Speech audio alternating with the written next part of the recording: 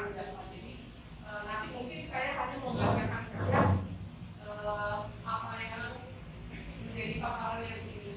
Pelatihan kemarin untuk 1 minggu ke depan. Jadi pelatihan ini adalah menjawabnya sampai 3 bulan.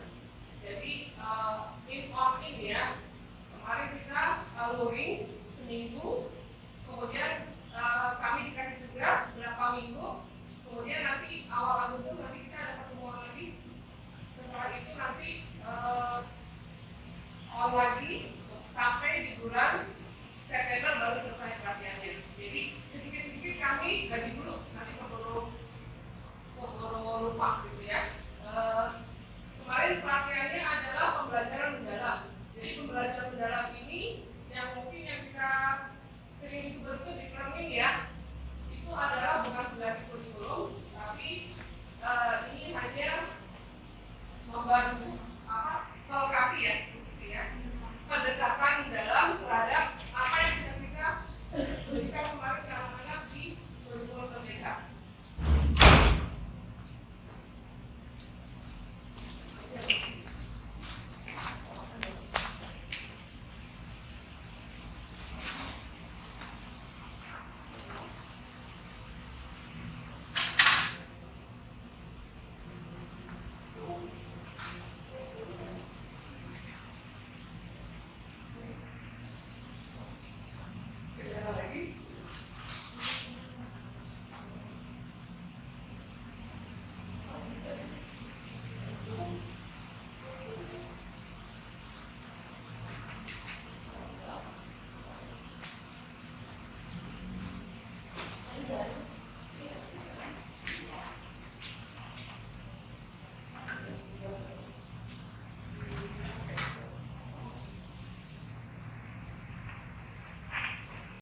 Perubahan masa depan yang sulit diprediksi, kemudian permasalahan mutu pendidikan, literasi, numerasi, keterampilan berpikir tingkat tinggi, dan ketimpangan pendidikan, bonus demografi 2023 dan 2035 dan visi Indonesia 2045 ya, menyangkut apa ini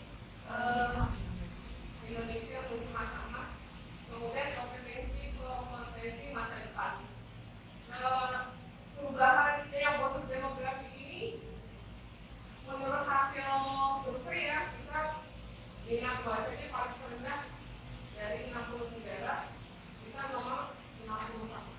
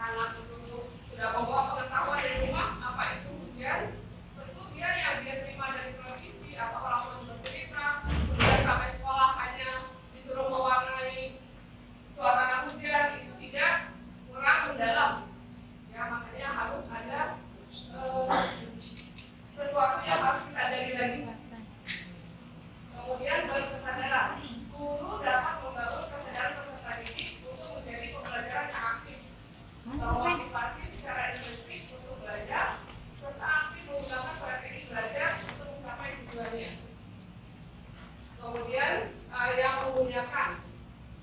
Menguliakan guru yang terdidik saling menghargai dan menghormati potensi martabat dan nilai-nilai kemanusiaan. Jadi dalam hal ini guru juga mengetahui kemampuannya anak, kesulitannya anak gimana, itu harus difasilitasi. Kemudian pengembangan budaya belajar. Guru lebih dapat mengembangkan kreativitas dan berinovasi dan melibatkan peserta didik dalam mengembangkan pengalaman belajar anak itu tadi. Jadi anak itu kan belajar tidak hanya di sekolah saja, tapi dia mungkin di rumah dia bercerita dengan orang tuanya, anak itu mendapat pengetahuan. Juga dia dengan menonton TV bersama keluarga, dia juga dapat pengetahuan. Nah nanti pas datang ke sekolah, kita juga mengembangkan apa yang sudah didapat anak. Jadi kita tidak kegiatan tidak langsung direct ya, tidak langsung memberikan kegiatan-kegiatan ke anak, tapi anak juga mempunyai kemampuan yang dia bawa dari rumah. Nah itu kita tinggal mengembangkan pengetahuannya. Kemudian pemanfaatan teknologi digital. Guru dan pendidik dapat memanfaatkan teknologi digital untuk memberi efisiensi dan efektivitas pada pelaksanaan pelaksanaan dan penilaian pembelajaran.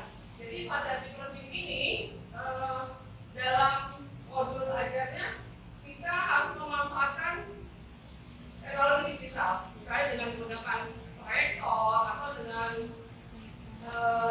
gambar-gambar lainnya, video mungkin ya, dengan gambar video. Terus untuk teknologi digital ini sudah harus dipakai pada usia SD, SMP sampai ke atas. Kalau untuk PAUD, pemanfaatan teknologi digital belum dibuatkan ya. Untuk teknologi digital.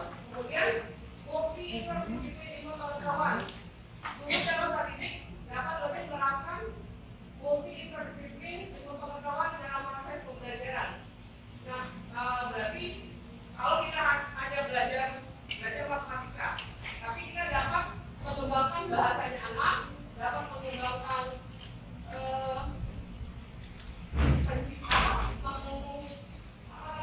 mengetahui bahwa dia itu ciptaan Allah, bagaimana kita menghubungkan semuanya itu. Ya.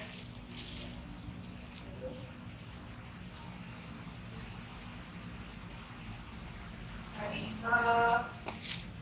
saya pakai begini ya, pembelajaran mendalam itu adalah merupakan pendekatan yang memuliakan yang menekankan pada penciptaan suasana belajar dan proses pembelajaran kesadaran bermana menggembirakan melalui pola pikir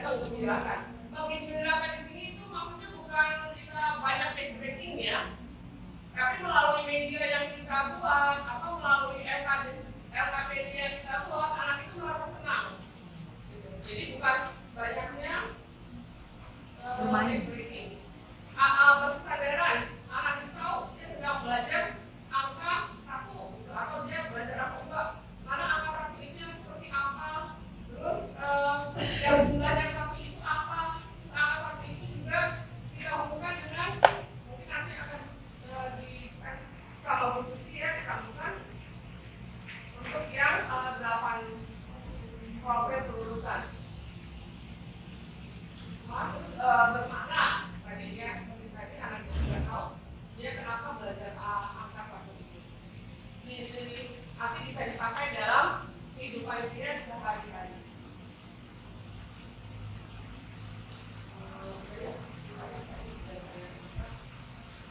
Yang olah rasa, apa sih olah pikir, olah rasa itu? Olah pikir adalah proses pendidikan yang berfokus pada pengasaan akal, budi, dan kemampuan kognitif, seperti kemampuan untuk memahami, menganalisa, dan memecahkan masalah. Nanti bisa kita formulasikan melalui SPP-nya, melalui modul ajar yang kita buat. Kemudian ada proses pendidikan untuk mengasah kepekaan batin, membentuk budi pekerti, serta menanamkan nilai-nilai moral dan spiritual. Untuk olah rasa bertujuan untuk mengembangkan kepekaan estetika, empati, dan kemampuan menghargai keindahan serta hubungan antar manusia. Kemudian untuk olahraga dari pendidikan bertujuan untuk menjaga dan meningkatkan kesehatan fisik, kekuatan tubuh, serta membentuk karakter melalui kegiatan jasmani. Makanya sekarang sudah tidak ada lagi PIA, karena nanti yang olahraga ini yang 8 standar kelulusan itu masuk dalam pembelajaran atau pelajaran yang sudah ada. Jadi untuk meningkatkan keimanan dan ketakwaan itu nanti masuk dalam PA ini misalnya. Di PA itu nanti ada yang bisa proyeknya, ada yang bisa tanggung jawab lain, itu masuk seperti yang terimanya.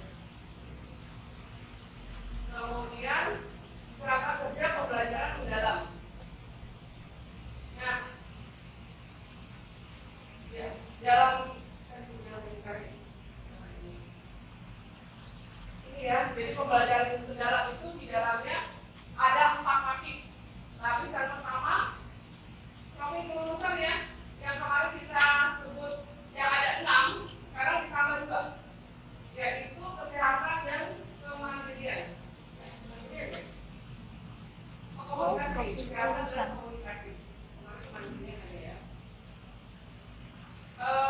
Dari yang 8 kelulusan ini, keimanan dan ketakwaan terhadap keluarga mereka, penalaran kritis, kewarganegaraan, kolaborasi, kreativitas, kesehatan, kemandirian, dan komunikasi. Ini semua harus ada dalam modul ajar kita. Misalnya pertemuan pertama bahasa Indonesia, kita ngambilnya tidak usah sampai 8, tapi ngambilnya hanya 2 atau 3. Yang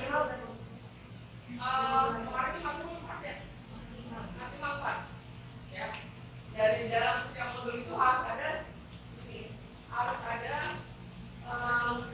dimensi kelulusan masuk ke dalamnya. Entah itu nanti ada di kegiatan isi, atau nanti ada di refleksinya, atau nanti ada di ya ini masuk dalam kurikuler jadinya. Tadi yang saya bilang harusnya PJK itu ada 3 jam ya, misalnya ini jadi 4 jam itu karena masuk dalam ini kurikuler. Sama semua bidang studi juga seperti itu. Bahasa Indonesia ada 4 jadi 5 karena masuk ini. Dan tidak berbentuk rapor, karena ini 8 standar kelulusan ini dia bentuknya membentuk karakter. Jadi kita gimana membuat anak itu karakternya nanti tumbuh positif dari modul ajar yang kita buat. Terus di lapis yang keduanya ada bermakna, BBM ini ya, bermakna, kesadaran, dan menggembirakan. Ini harus ada di setiap pertemuan kita dengan anak-anak. Kemudian selanjutnya adalah mengaplikasi, merefleksi, dan memahami. Anak dalam pembelajaran pertemuan kita itu bagaimana caranya agar anak itu memahami apa yang sedang dipelajari. Kemudian dia bisa merefleksikan dengan kehidupan, dengan lingkungan kelasnya, dengan lingkungan sekolah. Kemudian dia bisa mengaplikasikannya. Kemudian yang lapis keempat adalah lingkungan pembelajaran. Ini sudah sering kita dengar ya sebelumnya. Lingkungan pembelajaran, pemanfaatan digital, praktek pedagogis, dan kemitraan pembelajaran. Kemitraan pembelajaran itu bisa dengan orang tua murid atau dengan Ya, puskesmas yang kita lakukan bisa dengan sebenarnya guru sebelah juga bisa ya. Guru sebelah masuk praktikan, nah itu juga bisa termasuk kemitraan. Ya, yang seperti kita sudah lakukan ya. Dan ini profil guru saja ya. Tadi kita baca aja ya. Ini sudah dijelaskan, sama ini juga bermakna. Mau saya bacakan lagi? Prinsip pembelajaran mendalam. Nah, prinsip pembelajaran mendalam ini maksudnya kenyamanan peserta didik dalam belajar. Dimana kita nanti menyusunnya agar anak ini bisa seperti ini, fokus, konsentrasi, dan perhatian. Kesadaran terhadap proses berpikir, keterbukaan terhadap perspektif baru, keingin-tahuan terhadap pengetahuan dan pengalaman baru. Bermakna maksudnya kontekstual atau relevan dengan kehidupan nyata, berkaitan dengan pengalaman sebelumnya, kebermanfaatan pengalaman belajar untuk diterapkan dalam konteks baru, keterkaitan dengan bidang ilmu lain, pembelajaran sepanjang hayat. Kemudian menggunakan lingkungan pembelajaran yang interaktif, aktivitas pembelajaran yang menarik, menginspirasi, tantangan, memotivasi, tercapainya hasil keberhasilan belajar. Jadi kalau sudah misalnya pasti anak sudah belajar, oh gini ya Bu, oh gitu ya Bu. Berarti kalau anak itu sudah bilang oh gitu ya, berarti dia sudah paham. Sudah paham. Terus pengalaman belajar. Nah, tadi yang refleksi mengumpulkan pengalaman belajar sama ini memahami itu tahap awal peserta didik untuk mengkonstruksi pengetahuan agar dapat memahami secara mendalam konsep atau materi dari berbagai sumber konteks, mengaplikasi pengetahuan dalam kehidupan secara kontekstual. Jadi dari sampaikan ya, merefleksi juga seperti itu. Pelibatan regulasi ini serta kemampuan individu untuk mengolah proses apa yang sudah dia dapat dari pembelajaran yang langsung.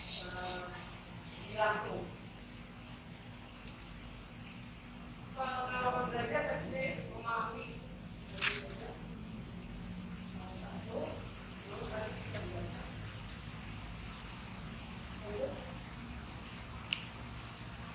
Koneksi sudah.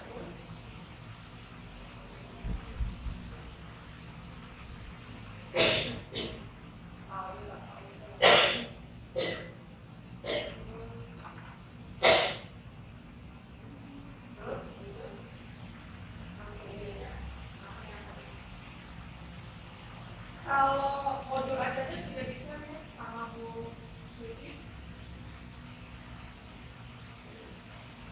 Udah dia prakteknya dan sama belajar. Yang bicara keluar dari kemitraan, bicara yang keluar.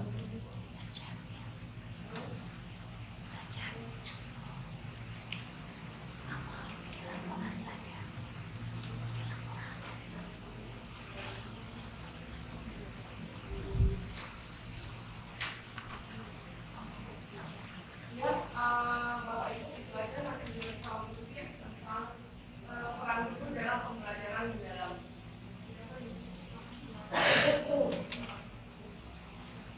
Bapak Ibu sudah melihat tadi pembelajaran yang diperlukan untuk mengisi suatu ruangan. Atau mungkin ada IPA, pada IPA kita bisa mengetahui kandungan karbohidrat pada suatu makanan, kita bisa praktik. Nah ini sebenarnya maksudnya kokurikuler. Makanya setiap mata pelajaran ada satu tambahan jam pelajaran. Kita bisa alokasikan ke matematika, IPA, ataupun yang sebagainya. Ya. Didukung dengan apa? Sarana tentunya ya. Dan itu ada praktik-praktik, itu kan membuat siswa senang. Besok membawa nasi ya, besok membawa satu kelompok nih, ada yang membawa roti, ada yang membawa bayam. Nanti kita tetesin dengan betadine, gitu kan? Oh berarti makanan yang ditetesin betadine berubah menjadi warna biru, dia mengandung apa? Ya, atau nanti anak-anak dibiasakan melihat kandungan pada jajanan. Mengapa? Lihat ya, hati-hati lagi yang terlalu banyak pengetahuan nanti bisa diaplikasikan di kehidupan nyata. Jadi tidak belajar sembarangan, harus dilihat dulu kandungan gizinya apa. Selain mendapat ilmu di sekolah, juga mereka menerapkan di kehidupan nyata. Kemudian di sini apa buat contoh modulnya ya. Modul aja sebetulnya tidak jauh beda dengan yang sebelumnya, hanya memasukkan DPL. DPL-nya tidak harus seluruhnya 8-8-nya, tapi maksimal 4. Bisa kita masukkan dari mana ataupun apa ya. Yang penting ada DPL-nya, kemudian ada prinsip pembelajaran, BBM-nya juga ada. Kalau BBM harus 3-3-nya ada. Terus kesadaran adalah ketika di kegiatan apa, bermakna di kegiatan apa, atau mungkin di setiap kegiatan mengandung unsur itu. Kemudian dalam pengalaman belajar juga ada refleksi, memahami dan mengaplikasikan. Itu seperti siklus. Bisa di kegiatan awal sudah mengaplikasikan, atau kegiatan akhir baru dia memahami, membuat suatu generalisasi atau kesimpulan. Gitu. Jadi bebas Bapak Ibu memulainya dari mana nih? Apakah mulai dari mengaplikasikan, apakah kita memulai dari memahami, atau memulai dari merefleksikan. Gitu. Itu pengalaman belajar, harus memasukkan 3M itu ke dalam modul ajar. Sintaksnya ada langkah-langkahnya ya. Di sini tentunya di kegiatan ini ada langkah-langkahnya. Biasanya yang pembelajaran adalah inquiry. Inquiry itu bisa mengajak anak untuk menemukan atau membuat kesimpulan, mengeneralisasikan dari apa yang mereka temui ketika pembelajaran. Itu inquiry. Pelaksanaan pembelajaran mendalam di sini nih yang tadi ya. Contoh pada pembelajaran agama, mungkin di sini kan ada Pak Davin ya. Alhamdulillah. Oh, Pak Davin. Di sini Pak Davin, Bu Amira juga ada pembelajaran agama yang berfokus pada pengembangan spiritual, karakter, akhlak, dan atau moral melalui penanaman keyakinan dan nilai agama serta penerapannya dalam kehidupan sehari-hari. Contoh experiential learning yang mengajarkan nilai-nilai agama melalui pengalaman kehidupan sehari-hari seperti peserta didik diberi isu atau realita kenakalan remaja. Kemudian diminta untuk mencermati dan mengajukan solusi berdasarkan nilai-nilai agama.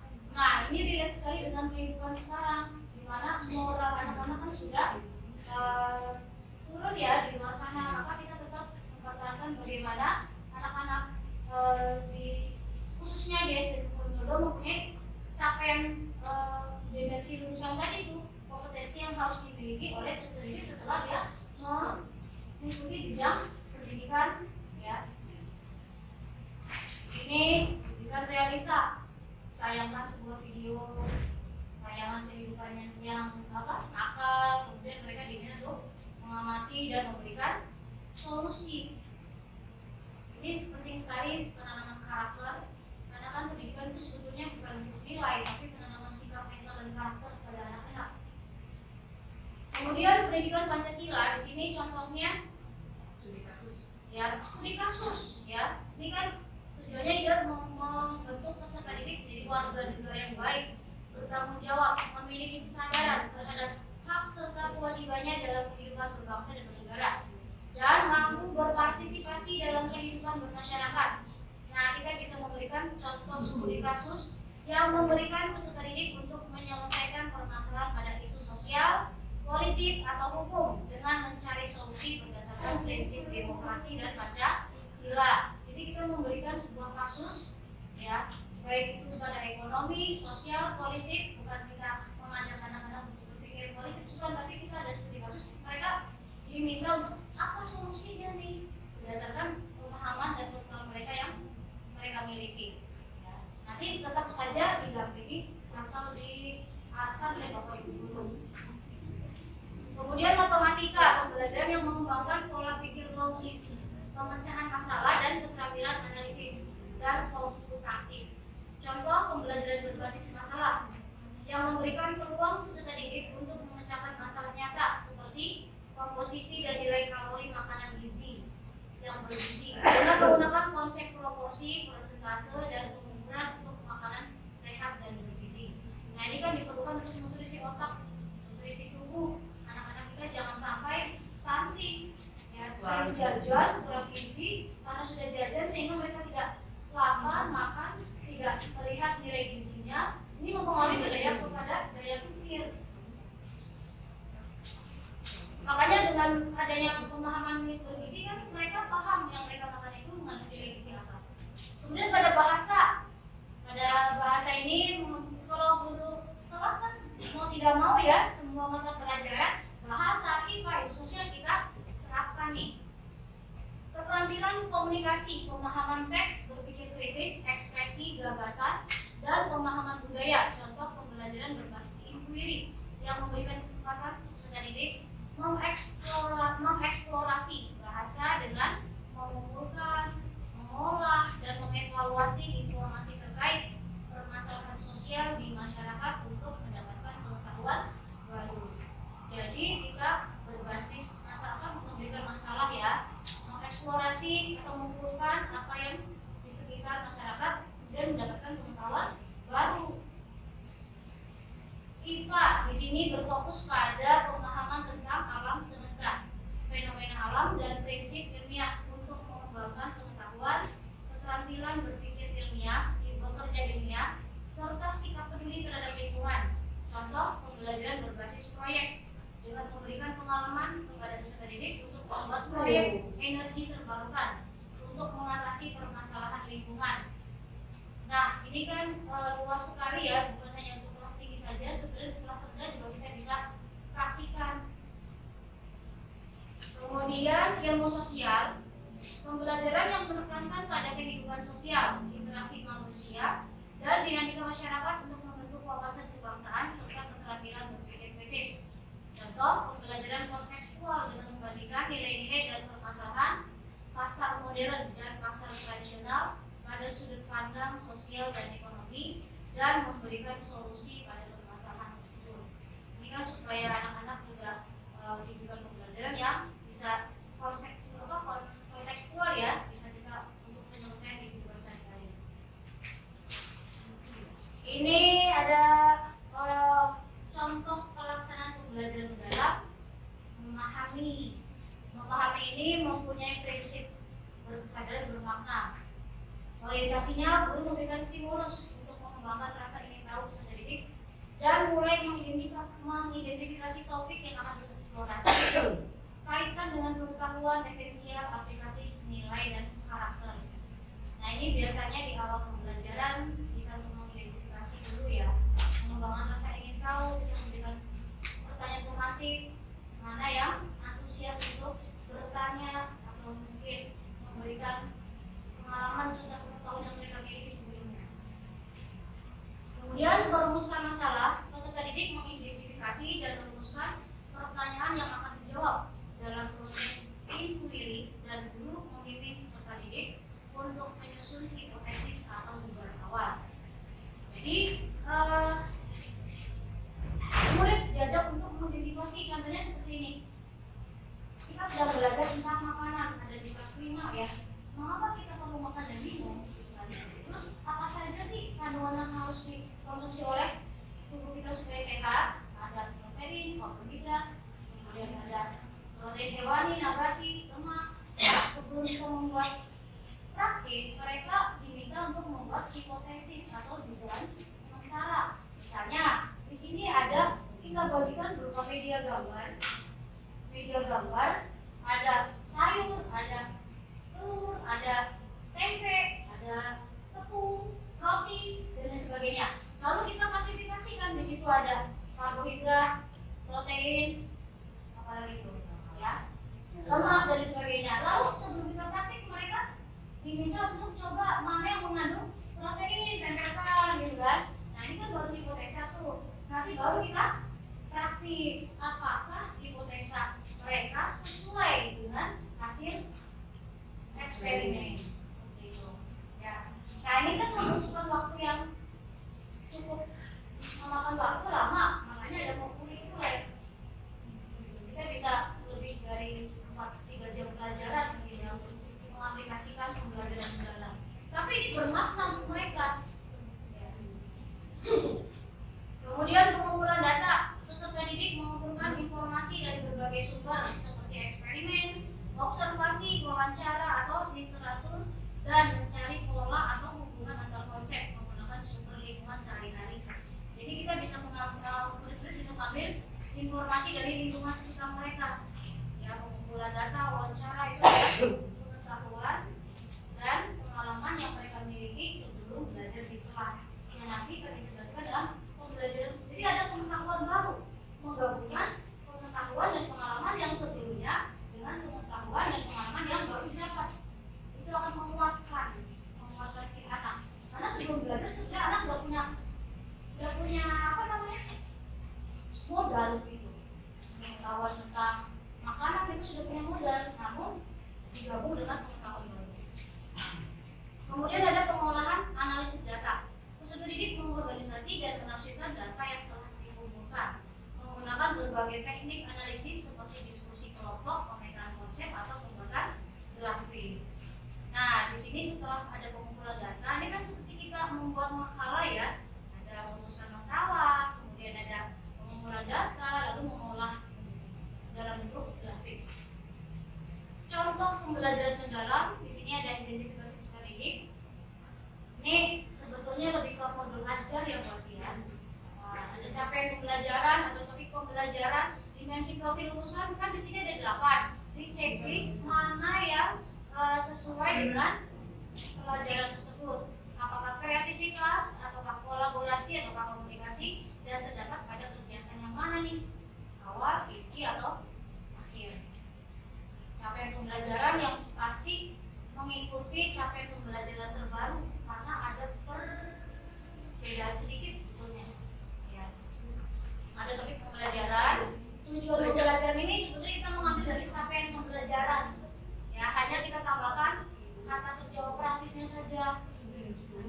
Ya, di sini ada 10 poin dalam apa itu? Menyusun modul ajar. Di sini. Tujuan pembelajaran bisa kita ambil dari CP, ditambahkan kata kerja operatif. Mulai dari C1, C2 sampai C4, melaksanakan proyek, itu kan udah levelnya udah 4 gitu ya. Proyek ini biasanya ada jangka waktu tertentu yang harus diselesaikan, tidak dalam satu waktu, bisa dalam waktu 2 bulan untuk melaksanakan proyek tersebut. Kemudian praktik pedagogis tadi tuh berbasis proyek atau mungkin clearing, diskusi kelompok, eksplorasi lapangan, wawancara, dan presentasi. Mitra pembelajaran. Nah, jadi nanti setiap di pembelajaran kita selalu ada mitra pembelajaran, entah itu dari kelas lain, bila hadirkan kelas. Misalnya kelasnya 3A sedang belajar apa? Oh, ini kita hadirkan guru dari kelas 4 atau guru kelas 2 gitu loh. Itu salah satu contoh mitra pembelajaran bisa. Kemudian ada lingkungan pembelajaran tadi tidak selalu ada di dalam kelas ya. Bisa di sekitar atau yang keluar kelas juga bisa. Mungkin kan ini dekat BKT, kita ingin belajar bagaimana sih lingkungan BKT, kita bisa belajar di sana. Tapi ya kalau pengawasan ya karena kan anak-anak SD. Kemudian ada pemanfaatan digital, ada di LMS, pelaksanaan pertemuan daring video bersama. Itu sih yang tadi checklist itu berarti 8 lulusan dimasukin semua kan, tinggal nulis doang. Iya. Minimal tema maksimal 4. Bisa hanya kalau minimal Bisa aja. Nanti kita nulisnya kemarin kita nulisnya nggak usah ditulis semua, tapi checklist, tapi langsung ditulis aja 4 yang kita pilih. KPL yang akan kita Langsung tulis aja. Langsung tulis aja. Kalau ini kan soalnya formatnya sudah seperti itu ya, udah digital ya, jadi kita tinggal checklist. Langkah-langkah pembelajaran tadi sudah ya. Sama nih, itu yang udah kita lakukan. Ini contohnya guru. Jadi ada langkah pembelajaran di sintaknya ya. Di awal itu di sini mempunyai prinsip pembelajaran berkesan dan bermakna, di mana aktivitas guru pertama membuka pelajaran dengan salam, doa bersama, sapaan ramah untuk menciptakan suasana positif, ya, menanyakan kabar. Kemudian guru menerapkan teknik permainan atau konsentrasi. Karena begitu masuk kelas, anak tidak semuanya langsung siap untuk belajar. Pikirannya masih ada di rumah, sehingga kita pusatkan dulu konsentrasinya. Ya, bisa dengan apa tuh pertanyaan-pertanyaan, memantik. Kemudian guru memulai dengan video singkat. Perbedaan kondisi ini contoh-contohnya saja ya, kondisi sungai yang bersih dan tercemar. Jadi mungkin pembelajaran IPA untuk memberikan kesadaran kepada mereka, apa sih yang terjadi kalau sungai bersih dan tercemar, kita tampilkan dulu kondisi data ya. Guru memberikan pertanyaan pemantik bagaimana kondisi makhluk hidup pada kedua sungai tersebut. Ini untuk menstimulasi empati peserta didik. Kemudian peserta didik melakukan literasi melalui bahan bacaan pada website ya, atau mungkin bisa ada di buku atau kita berikan bahan bacaan ya. Kalau tidak ada gadget kan ya. Guru tanya jawab dengan peserta didik mengenai bahan bacaan untuk menumbuhkan kesadaran dan pencemaran sungai akibat sampah, sehingga berdampak pada kondisi makhluk hidup di sungai. Jadi sebelum mereka belajar, mereka diberikan dulu suatu kondisi lingkungan yang kotor, tercemar dan yang bersih, supaya anak memberikan kesadaran di sini, memberikan empati. Lalu baru guru bertanya, apa penyebab terjadinya pencemaran sungai? Apakah sungai yang tercemar mempengaruhi kondisi makhluk hidup di sana? Nah ini bisa juga untuk IPAS nih, ekosistem itu masuk, atau ke DPL bisa masuk ke apa? Keimanan dan ketakwaan masuk ya. Kemudian apa lagi? Ada di lulusan ya. Kemudian memaparkan tujuan pembelajaran yang akan dicapai dan menghubungkan dengan peran peserta didik. Apa yang bisa kita lakukan untuk melestarikan sungai kita? Ini langkah-langkah tadi sudah ada diskusi. Melakukan uji coba proyek, presentasikan. Jadi sama ada pembuka, ini penutup. Ya. Jadi di setiap kegiatan ada 3 BBM itu tadi, bermakna, kesadaran, menggembirakan. Ya. Penutup ya diberikan kesadaran supaya merefleksikan atau memberikan apa ya, supaya apa yang sudah dipelajari berarti nanti tidak boleh lagi buang sampah sembarangan atau bagaimana.